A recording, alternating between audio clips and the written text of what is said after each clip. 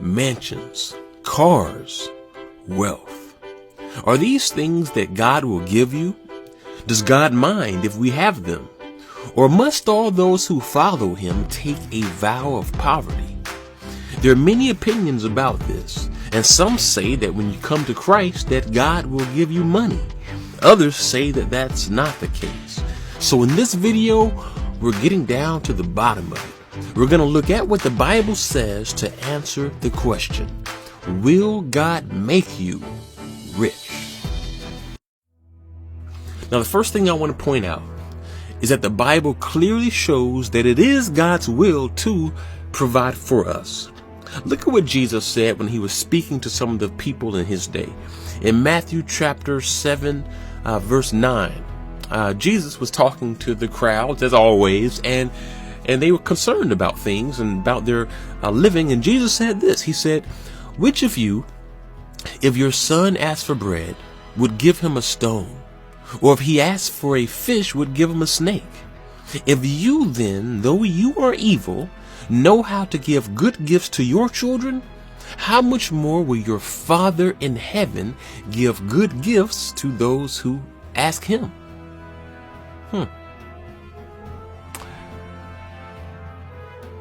So it's clear. Jesus was showing that God provides for us, and he provides for our needs because we are his children.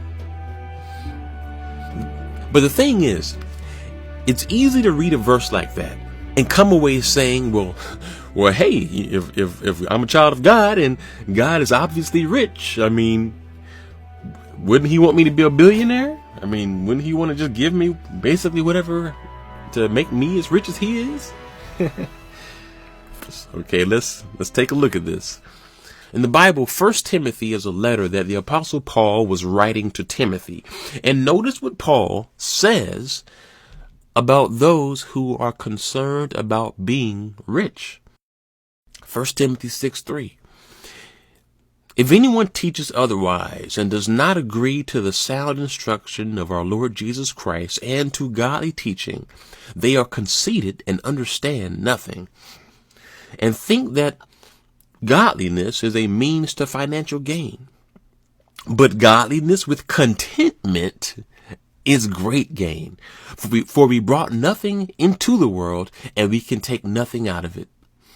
But if we have food and clothing, we will be content with that.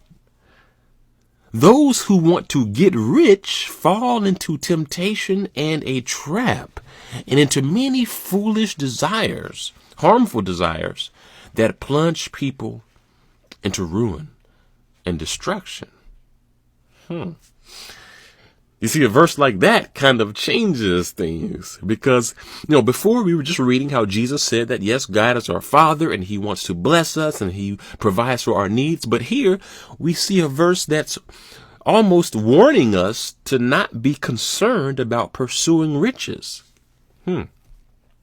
Okay, let's go a little deeper. Hebrews chapter 13, verse 5. Keep your lives free from the love of money, and be content, there's that word again, with what you have. Because God has said, never will I leave you and never will I forsake you.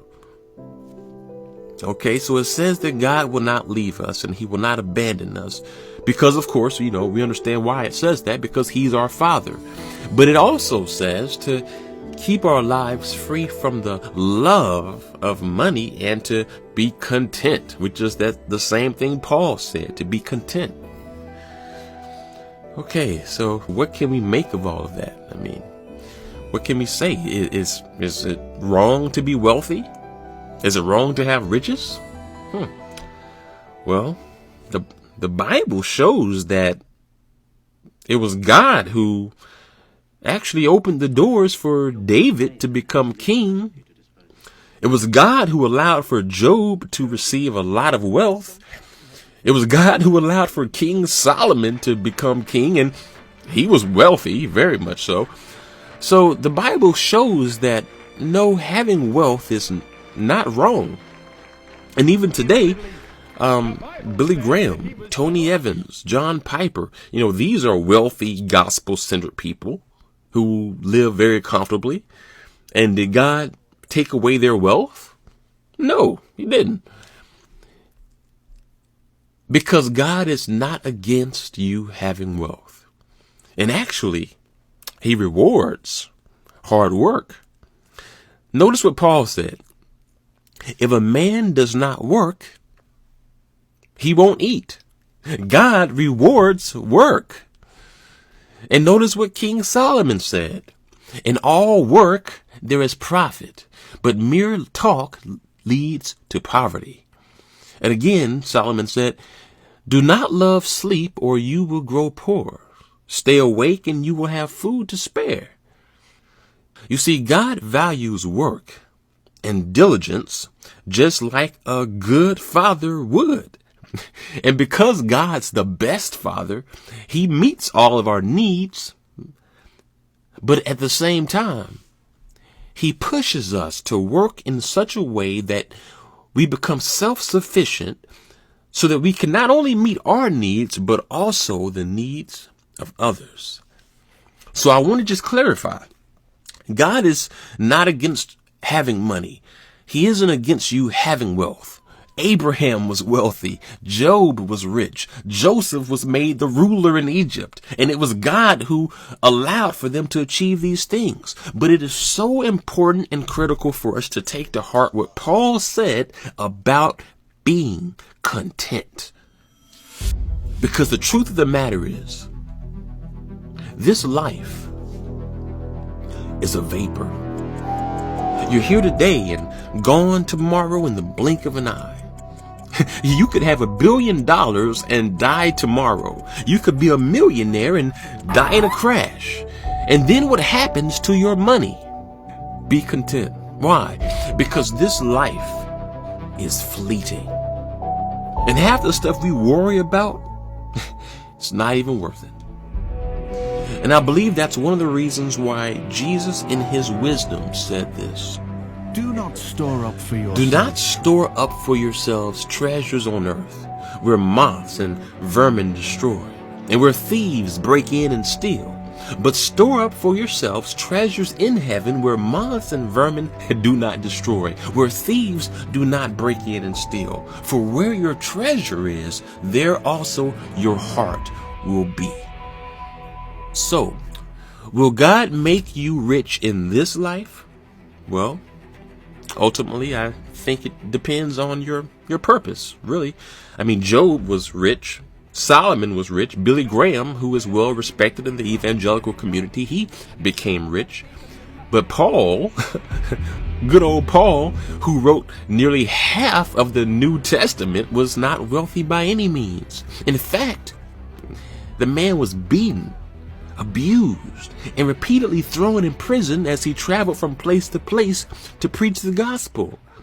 But still, somehow through all of that, he said that he was content. How? Why?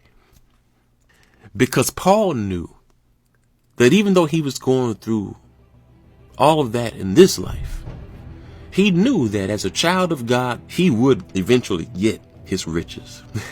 He knew that as children of God, we will eventually become more wealthy and well off than anyone who has ever existed in this life.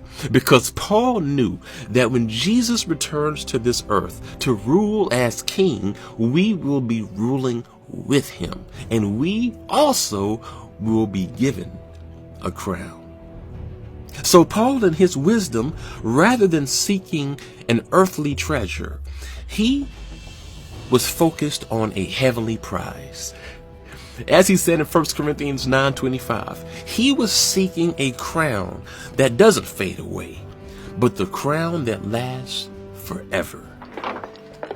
So the question that we have to ask ourselves is this: are we also willing to seek God's will even if it doesn't come with celebrity?